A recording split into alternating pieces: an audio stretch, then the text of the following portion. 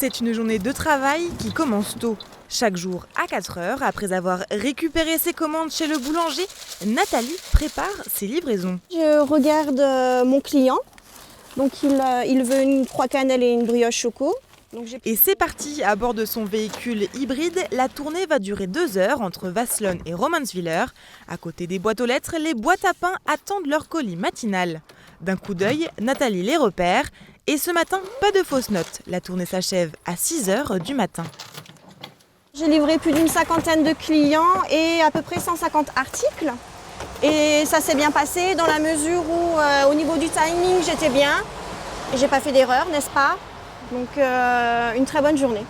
Pour elle, c'est la fin de la journée, mais pour la start-up Baguette Box, à l'origine du concept, c'est le début de l'aventure.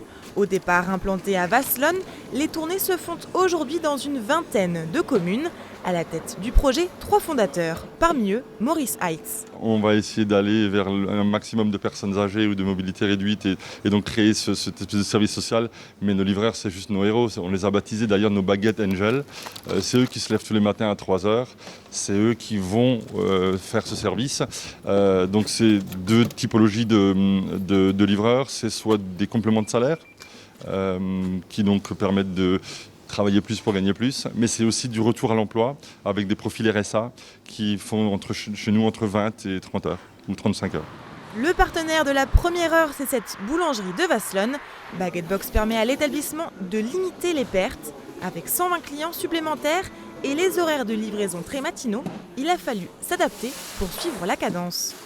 Quand il m'a présenté le projet, c'est pas que j'étais sceptique, mais on se pose toujours plein de questions. Quand on a démarré ici, on commençait à 3 heures du matin.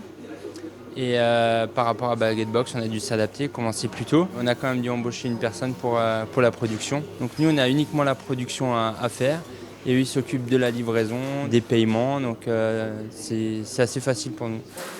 Et la start-up alsacienne n'entend pas s'arrêter là. D'ici le printemps prochain, elle va s'étendre à tout le Bas-Rhin avant, pourquoi pas, de conquérir l'Alsace, puis la France. Et en plus des particuliers, Baguette Box souhaite lancer Baguette Box Pro pour livrer également les entreprises et les professionnels.